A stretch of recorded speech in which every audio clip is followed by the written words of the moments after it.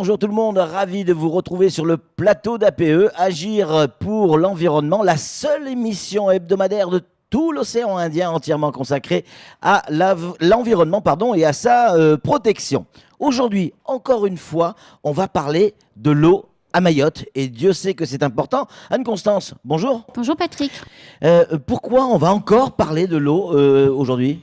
Parce que, comme vous l'avez dit, l'eau c'est important, mais surtout parce que sa qualité et sa quantité sont de plus en plus remises en question par les atteintes à l'environnement de l'homme, et que sans eau nous ne vivons pas. Donc c'est vraiment très important de sensibiliser le plus grand nombre à protéger cette eau.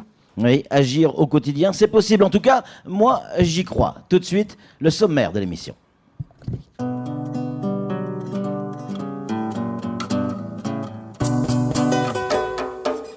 Dans ce nouveau numéro d'APE, nous allons découvrir que les sols de Mayotte ont de plus en plus de mal à absorber l'eau de pluie à cause notamment de la déforestation et des actions de l'homme. Notre équipe est allée sur le terrain pour nous faire découvrir en images les conséquences sur les sols et donc sur l'eau des activités humaines inappropriées. Puis sur le plateau, avec nos invités, on aura Ismaël Chanfi, chef du bureau d'études et aménagement du conseil départemental. On aura également Nawirou Vitas, service eau potable au SIAM. On aura également Frédéric Tronel, hydrogéologue agréé et aussi patron du BRGM. Et enfin, on aura Christophe Riegel, responsable de la cellule eau alimentation, service santé environnement à l'ARS. Bien évidemment, nous retrouverons Anne-Constance Onguena à la fin de cette émission pour évoquer les chiffres clés. L'érosion, on en voit les marques sur les collines. Quand on part en randonnée, à pied ou même en voiture, ça devient de plus en plus flagrant. Ce qu'on sait moins en l'occurrence, c'est que la déforestation et l'érosion fragilisent la ressource en eau. Nos équipes sont parties sur le terrain. Regardez ce reportage signé Pierre Bellucci et Daniel Dunon.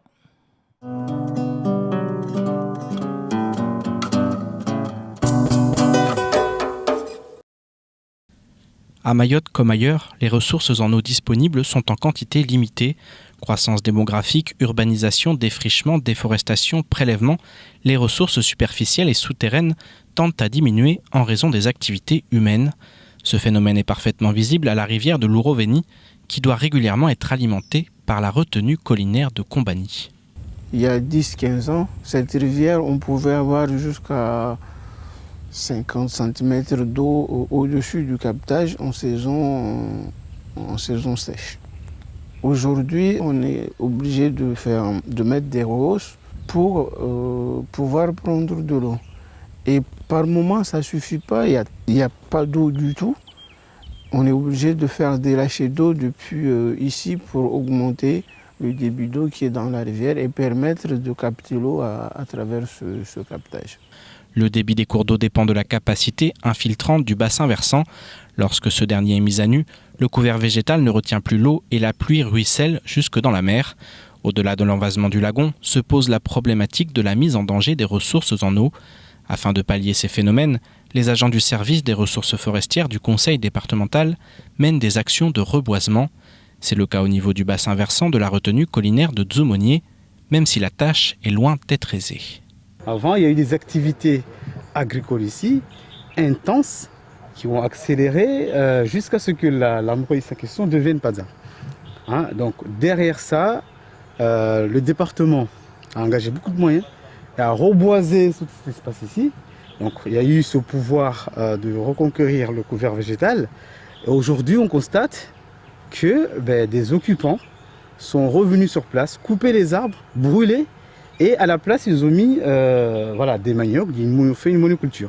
Pour mettre fin à ces mauvaises pratiques, les agents assermentés du conseil départemental procèdent à des rondes. Ils peuvent également, le cas échéant, délivrer des amendes aux individus pris en flagrant délit. Quand on est sur le terrain, on est en tenue, donc surtout quand on est accompagné au niveau de l'AFB ou bien l'ONF ou la gendarmerie, donc là avec les infractions qu'on trouve dessus, donc on peut verbaliser les PV puis on les envoie au niveau de la procureure. Donc toute personne qu'on peut avoir sur les sites du conseil départemental, donc il est en train de faire du délit, du défrichement, donc peut être verbalisé avec nos missions. Si cette répression et la présence des agents ont un aspect dissuasif, La protection des ressources en eau passe aussi et surtout par des actions de sensibilisation auprès de la population. La répression, certes, c'est efficace, mais si la personne n'a pas conscience pourquoi je ne dois pas faire ça, la personne ne va pas l'accepter facilement. Mais pour moi, si tout le monde s'y met et que tout le monde se dit on a besoin d'eau, et donc si je fais ça, la conséquence serait sur l'eau potable, eh bien, au fur et à mesure, avec le temps, les gens vont se dire ah ben c'est vrai, ils ont raison. Convaincre de la nécessité de protéger cette ressource vitale, voilà le défi que doivent aujourd'hui relever les autorités afin que les épisodes de sécheresse à Mayotte fassent définitivement partie du passé.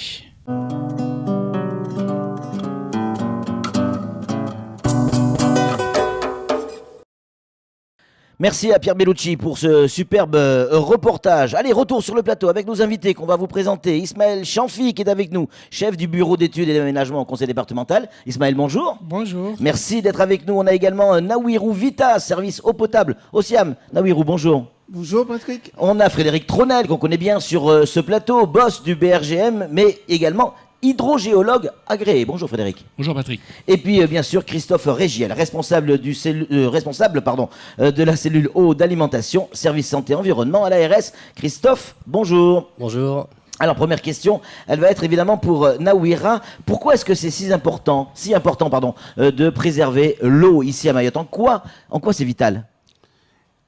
Eh bien, tout simplement, toute la distribution de l'eau dépend entièrement des cours d'eau. Oui. Et aujourd'hui, on constate de plus en plus un débit très faible des cours d'eau. Oui. Et donc, préserver la ressource en eau, c'est aussi préserver notre alimentation en eau potable. Oui, bien sûr, bien sûr. Alors, comment l'eau de pluie recharge nos nappes phréatiques? Eh ben, on constate que de plus en plus la déforestation est très visible et le couvert végétal est parti entièrement en fumée. Et donc le phénomène de recharge des nappes, c'est à travers les racines des arbres et le couvert végétal qui, lorsqu'il pleut, les précipitations s'infiltrent à travers les racines et rejoignent la nappe phréatique. Et donc, le sol constitue une éponge pour l'alimentation de la nappe phréatique. En absence de couvert végétal, cette éponge est très sec. D'accord. Et donc, et c'est pour ça que ça marche moins bien aujourd'hui? Tout à fait. Ouais. Si on n'inverse pas les tendances, qu'est-ce qui risque de se passer sur Mayotte? Clairement. Si on n'inverse pas les tendances, eh bien, clairement, on risque d'être confronté à une problématique d'alimentation en eau, c'est-à-dire la ressource s'amoindrit, les débits de cours d'eau vont disparaître, et la seule solution qui nous reste, ce serait le dessalement d'eau de mer. Et il faut savoir que si on arrive à ce stade-là, le prix de l'eau serait multiplié par 10. Oui, évidemment. Christophe, on a bien compris ce que vient de nous expliquer Nawirou. Si l'eau ne s'infiltre pas dans le sol, donc elle ruisselle, et elle va où cette eau alors? Cette eau, si elle ruisselle très, très vite, elle va rejoindre directement le lagon sans passer... Et pourquoi elle passe pas par la rivière? Elle va passer par la rivière, ouais. Ça, forcément, mais elle va ruisseler très rapidement. Elle va entraîner avec elle tout un tas de pollutions qu'on va avoir du mal à gérer au niveau des captages d'eau, avec une qualité d'eau qui va se dégrader, parce qu'elle n'a pas eu le temps de ruisseler suffisamment longtemps pour que l'environnement fasse son travail. Ouais. Et donc, on va avoir des problèmes de qualité d'eau et des difficultés pour la traiter. Ismaël Chamfi, en quoi lutter contre la déforestation va augmenter la quantité d'eau dont on a besoin? Alors, en fait, il y a un constat qui a été fait pour dire que l'eau que l'on consomme provient spécifiquement de la pluie. 65% de la ressource en eau provient de ce qu'on appelle les nappes phréatiques supérieures, dans les étages supérieurs, C'est-à-dire de surface, quoi. De en fait, surface. Ouais. Et puis, dans les profondeurs, on a les nappes captives qui sont à 30%. Et l'eau de mer, bien sûr, que l'on peut faire des salements à 5%. Donc, l'on voit très, très bien que l'eau vient de la pluie. Et la pluie, elle ne peut pas traverser la terre et entrer dans les profondeurs s'il n'y a pas de forêt. Et si on a des quantités, ou bien si on a des surfaces plus grandes de forêt, là, on pourra effectivement préserver et emmagasiner plus d'eau. Ouais. Donc clairement, il faut lutter contre la déforestation. Qu'est-ce qu'on fait, j'allais dire, qu'est-ce que vous faites? Qu'est-ce qu'on fait d'une manière générale pour lutter contre la déforestation? Alors nous, pour lutter contre la déforestation, le service du conseil départemental, le SRF, on mène plusieurs actions, notamment des actions de surveillance et de police forestière. Ce sont des luttes contre les défrichements, ce sont des luttes contre les dépôts de déchets, tout ça. Mais en plus, on mène aussi des actions de reboisement. D'accord. De reboisement, notamment le reboisement des bassins versants, le reboisement des padzas, des actions de sylviculture, tout ça dans l'objectif de préserver la forêt pour que l'on ait de l'eau. Alors, Christophe, on va revenir vers vous parce que préserver l'eau, c'est aussi faire attention aux espèces envahissantes, notamment du côté des retenues collinaires. Oui, tout à fait. Au niveau des retenues collinaires, on peut avoir des problèmes de qualité d'eau avec des espèces envahissantes. Les retenues, ce sont des plans d'eau avec de l'eau qui stagne, à faible renouvellement. Donc c'est favorable à une eutrophisation de l'eau. Et donc, par exemple, sur les retenues collinaires, depuis quelques années, on a des problèmes d'une espèce qu'on appelle les cyanobactéries, qu'on appelle aussi des algues, parce qu'elles se rapprochent très près d'algues, mais ce sont bien des bactéries, et qui nous posent des soucis au niveau de la qualité, pour pouvoir traiter l'eau de manière convenable et sécuritaire. Ouais. Frédéric Tronel, souvent on entend parler de périmètre de captage. Alors c'est quoi périmètre de captage? C'est quoi un périmètre de captage? Alors je vais parler de périmètre de captage, de protection de captage au pluriel. Oui. C'est un moyen de protection notamment réglementaire autour des captages d'eau, que ce soit des eaux superficielles, que ce soit des eaux de forage, que ce soit des prises d'eau en rivière. On va instaurer un périmètre de protection immédiate. C'est-à-dire c'est un périmètre qui fait quelques centaines de mètres carrés, qui va être clôturé, qui va être acquis en pleine propriété par la collectivité ou le syndicat, qui va interdire l'accès au captage à toute personne étrangère à l'exploitation. Pourquoi c'est important de protéger l'endroit? C'est une protection immédiate pour éviter que les gens aillent simplement déverser ou souiller le captage à proprement dit. Après, on établit un périmètre de protection rapproché qui est très important. Ce périmètre de protection rapproché peut avoir quelques hectares à plusieurs centaines d'hectares, et il va être défini en fonction notamment de la vulnérabilité de la ressource en eau. Qu'est-ce que c'est la vulnérabilité? C'est tout simplement la facilité avec laquelle un polluant va atteindre la ressource en eau. Je m'explique, une ressource en eau superficielle est très vulnérable. On déverse un bidon et directement on a une pollution. Une ressource en eau souterraine, protégée par quelques mètres ou quelques dizaines de mètres de formation argileuse, va être beaucoup moins vulnérable. Donc, un périmètre de protection immédiate, un périmètre de protection rapproché et éventuellement un périmètre de protection éloigné qui est facultatif, mais dans lequel on instaure plus des recommandations, alors que dans le périmètre rapproché, on met des interdictions, on met des servitudes. Et donc des amendes? Alors ça, je dirais, c'est le rôle de la police. Mais aujourd'hui, le but de la définition des périmètres de protection, c'est d'arriver à une DUP, arriver à un arrêté préfectoral qui va réglementer un petit peu les activités au sein de ces périmètres. Christophe Riegel, qui gère les périmètres de captage?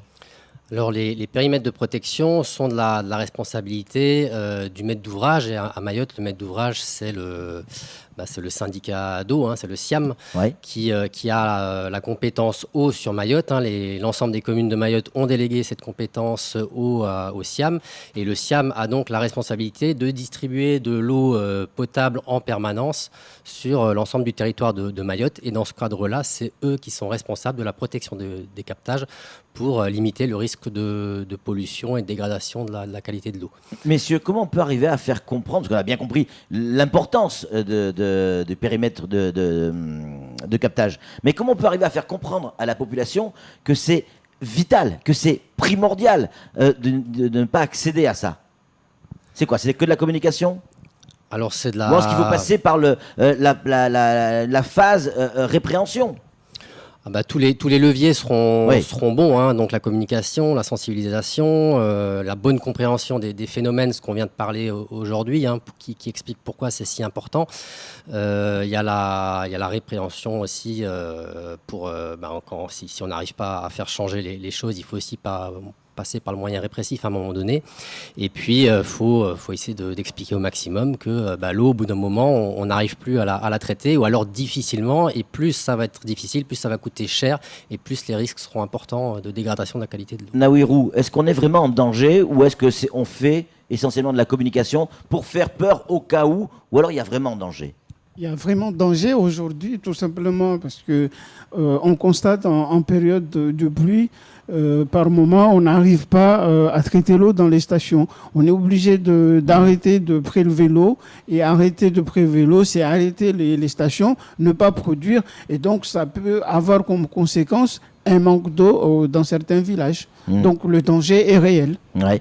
Frédéric, ça reste jouable? On peut arriver avec ce système de périmètre de captage, et donc je ne sais pas si on dit les captations qu'on peut faire, ou les captages, parce qu'en télévision on dit captation, dans les captages, est-ce qu'on peut effectivement arriver à s'en sortir?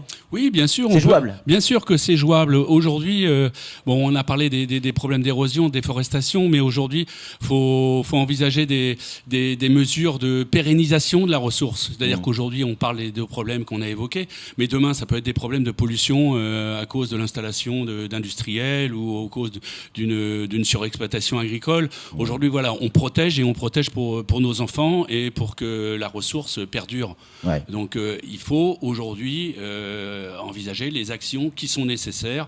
Il y a une prise de conscience aussi de la population, je pense, qui est nécessaire. Ouais. Et puis des mesures réglementaires, des servitudes, des recommandations, des interdictions qui permettront de protéger tous les captages et toute la ressource en eau. Pas forcément eau potable d'ailleurs. Hein. L'eau, oui. L'eau de manière générale. Ismaël, vous aurez le mot de la fin. Incontestablement, le peu d'eau qui tombe sur Mayotte, il va falloir qu'il s'infiltre. Il va falloir qu'il réalimente nos nappes phréatiques. Ça passe par le combat contre la déforestation. Est-ce que nous, au quotidien, on n'est pas des entreprises, qu'est-ce que nous, on peut faire au quotidien? Comment on peut agir pour l'environnement au quotidien? Au quotidien, c'est une prise de conscience de chacun. Déjà. Ouais. Et puis pour nous, les agents du département qui sont chargés de cette affaire, en fait, sensibiliser en amont et voir les gens qui sont en train de faire les déforestations et leur dire d'arrêter.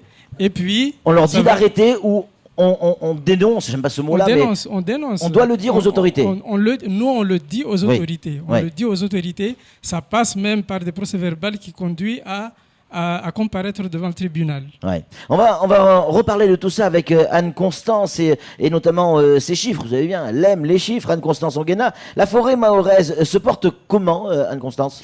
Elle se porte moins bien qu'elle ne s'est portée, puisqu'il n'y a plus que 6 000 hectares de forêt, alors qu'il y en avait 11 000 dans les années 90. Donc elle est en train progressivement de disparaître. Là aussi, c'est pas juste un appel au secours. On est dans la réalité. C'est des faits, bien sûr. Ouais. Et pour aller encore plus loin, puisque Madagascar est juste à côté, si le rythme de destruction actuel de la forêt de Madagascar continue, c'est-à-dire 250 000 hectares par an, dans 10 ans, il n'y aura plus de forêt à Madagascar. Et ça aura des conséquences sur les précipitations à Mayotte. Quelle proportion du territoire est soumis à un risque naturel à Mayotte? 80% du territoire est soumis à un risque naturel, et le risque inondation, qui est un risque naturel, concerne les 17 communes. Donc l'eau qui ruisselle très vite dans les rivières peut rapidement générer des inondations. Quelle est la part du territoire qui est concernée par une érosion des sols liée à l'eau, évidemment? 12%. 12% du territoire peut être... C'est beaucoup ou pas? Oui, c'est beaucoup, ouais. Parce que ça veut dire que 12% du territoire peut subir des ruissellements très rapides d'eau en emmenant avec lui de la terre. Ouais.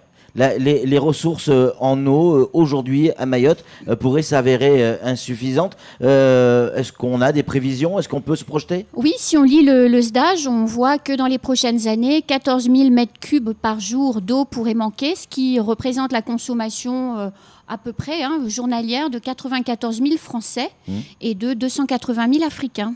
Il nous reste une poignée de secondes.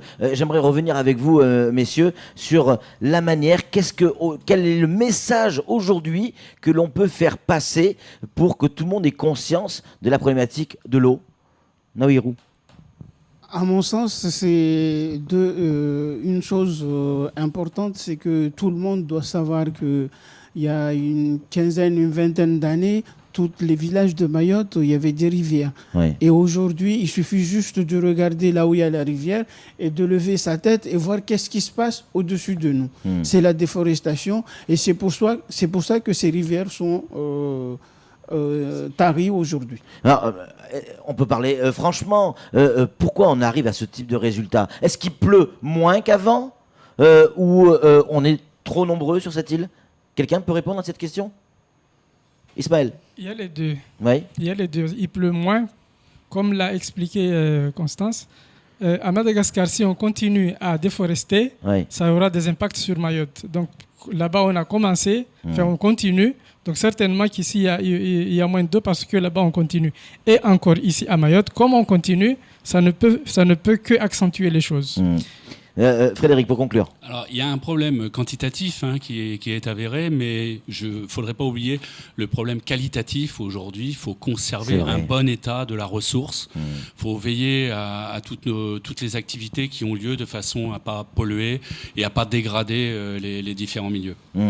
Plus que jamais, vous l'avez entendu, que ce soit avec Ismaël, Frédéric ou Naouirou ou Christophe ou même encore Anne-Constance, on est directement liés à notre région. Ce qui peut se passer à Madagascar, il peut avoir des conséquences sur Mayotte, qui peut se passer aux Comores, avoir des conséquences sur Mayotte également.